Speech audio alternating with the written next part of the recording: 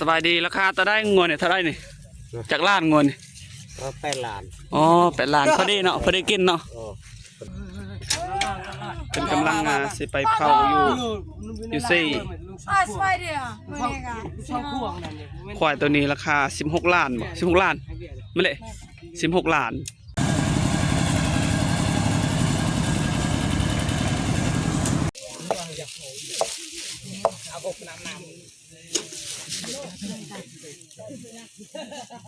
2 โล เก้าเกือบ4 ฮอด3 โลเลย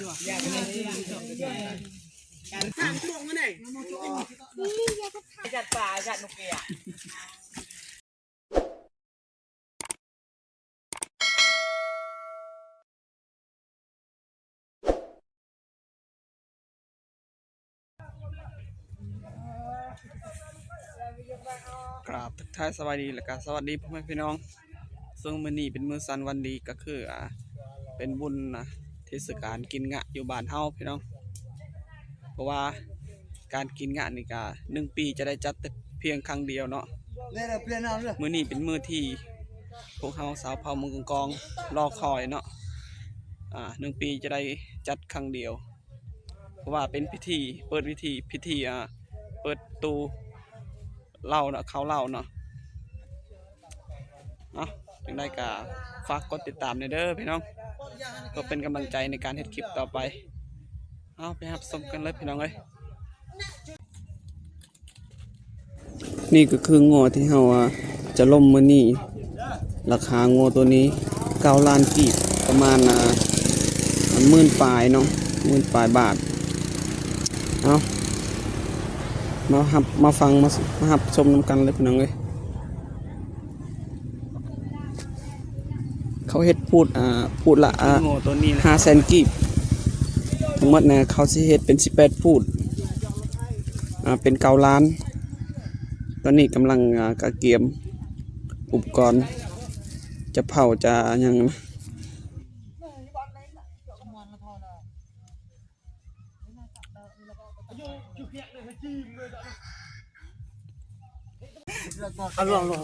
สบายดีราคาจะได้งวเนี่ยเท่าไรนี่จากล้านงวนี่ก็8 ล้านอ๋อ8 ล้านพอดีเนาะพอดีกินเนาะพอดีแล้วพอดีโบเนาะงัวตัวนี้ก็คือราคา8 ล้านเนาะพี่น้องเพิ่นกำลังเกียมอยู่นี่ก็คือทีมงานลมงัวมื้อนี้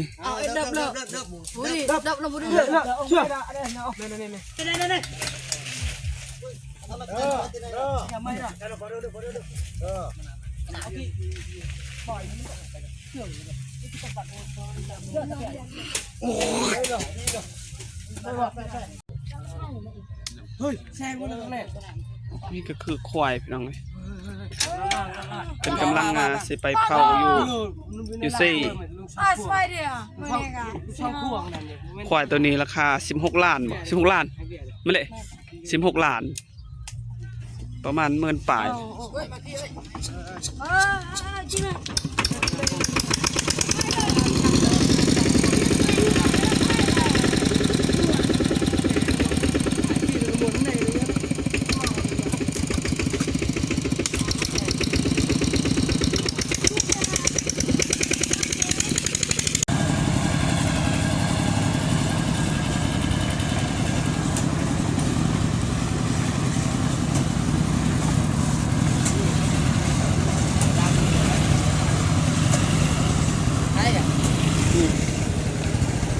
ระดับ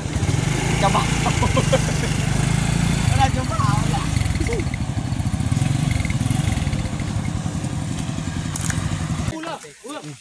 ถ้าได้ควายนี่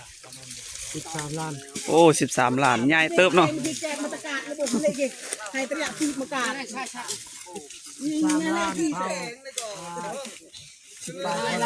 10 ปลายคนอ๋อหลายเนาะนี่ในไฮเตรียมุกเชาค่ะ13 ล้าน 5 แสน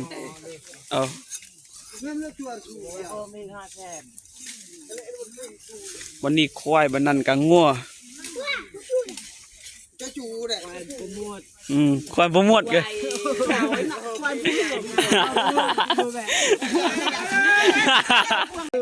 เฮ้ยกระยาไปตรังคือตนเอกเลย ชิมชื่อทางกัน ตัวนี้ละเจ๊ทำยายจ่าแล้วเอาไปขายอาหารเด้อเนี่ยมันขายไม่ได้ไอ้เหี้ยนุ๊กเอาไปขายพาตะแกงตะเรียกไง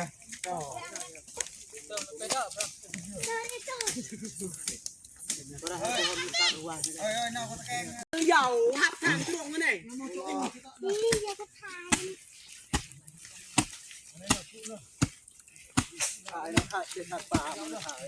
นายชัดป่าเนี่ยก็ชัดเลี้ยงกันชัดป่า นายจัดป่าจัดนุกเกียก็ช้ำแล้วไงเฮ้ยเอาละชื่อเลยเอากระดาษด้วยกระดาษด้วย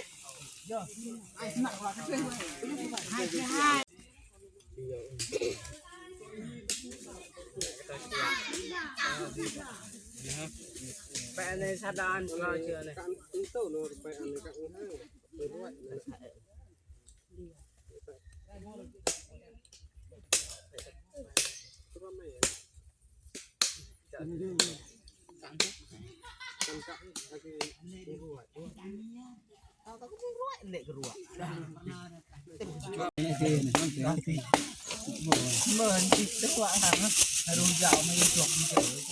หมดยาองค์ละแก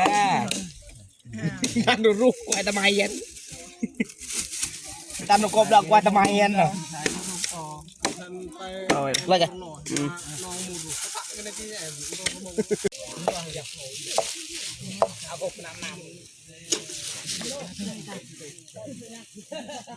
2 โลเก่าเกือบสิฮอด3 โลแล้ว2 โลเก่า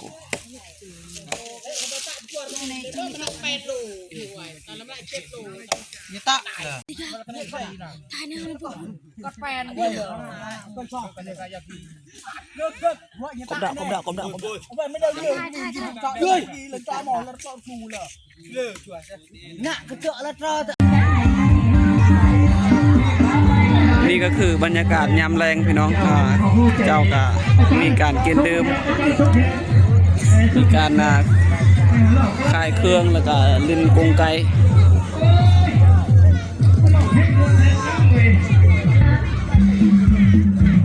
มาเบิ่งเขาเจ้าเล่นกงไก่กันพี่น้องเลย